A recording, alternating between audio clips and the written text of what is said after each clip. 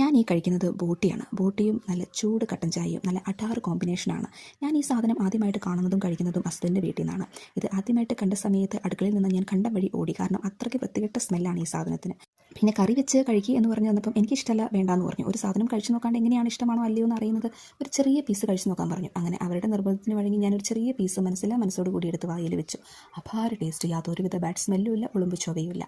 ബോട്ടി നല്ലോണം ക്ലീൻ ചെയ്ത് ചെറിയ പീസാക്കി കട്ട് ചെയ്ത് വിനാഗിരി ഒഴിച്ച് കഴുകി വാരിയിട്ടുണ്ടെങ്കിൽ യാതൊരുവിധ ബാഡ് സ്മെല്ലും ഉണ്ടാവില്ല, ഉളുമ്പ് ചൊവയും ഉണ്ടാവില്ല. പക്ഷേ ബോട്ടി ക്ലീൻ ചെയ്ത് ചെറിയ പീസാക്കി കട്ട് ചെയ്ത് കഴുകി വാരി എടുക്കുക എന്ന് പറയുന്നത് ഒരു ചെറിയ പ്രോസസ്സല്ല, നല്ല പണിയുള്ള ഒരു പരിപാടിയാണ്. അതുകൊണ്ട് തന്നെ ഞാൻ ആ പരിപാടിക്ക് നിൽക്കാറില്ല. എനിക്കിപ്പോഴും ബോട്ടി ക്ലീൻ ചെയ്ത് കട്ട് ചെയ്ത് കഴുകി വാരി തരുന്നത് ഹസ്ബൻഡാണ്. പക്ഷേ ഞാൻ കുക്ക് ചെയ്യും. അപ്പോൾ ഇതെങ്ങനെ കുക്ക് ചെയ്യാൻ നോക്കിയാലോ? ആദ്യം തന്നെ നമുക്ക് അടുപ്പ് കത്തിക്കാം. ചട്ടി അടുപ്പത്ത് വെച്ച് കൊടുക്കാം.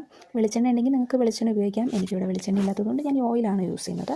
ഓയിൽ ചൂടായി വന്ന ഉടനെ കടുക് ഇട്ട് കൊടുക്കുക, കറിവേപ്പില ഇട്ട് കൊടുക്കുക. ശേഷം ഇഞ്ചി വെളുത്തുള്ളി പേസ്റ്റ് ഇട്ട് കൊടുക്കുക. ഇതിൻ്റെ ഒരു പച്ചമണം പോകുന്നവരെ ഒന്ന് ഇളക്കി കൊടുക്കാം.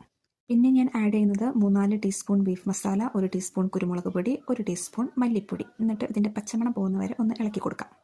പിന്നെ ഞാൻ ബോട്ടി ഓൾറെഡി ഇവിടെ ക്ലീൻ ചെയ്ത് ചെറിയ പീസാക്കി കട്ട് ചെയ്ത് നല്ല വിനാഗിരിയൊക്കെ ഒഴിച്ച് കഴുകി വാരി മഞ്ഞൾപ്പൊടിയും ഉപ്പൊക്കെ ഇട്ട് കുക്കറിലൊരു 3-4 വിസിലിന് വേവിച്ച് എടുത്തിട്ടുണ്ട്. അപ്പം ആ വേവിച്ച് വെച്ച ബോട്ടി ഇതിലേക്കിട്ട് ഒന്ന് ഇളക്കി കൊടുത്ത് തീ നല്ലോണം ഹൈ ഫ്ലെയിമിൽ വെച്ച് നമുക്ക് ഇനി ഇതൊന്ന് വരട്ടി എടുക്കണം.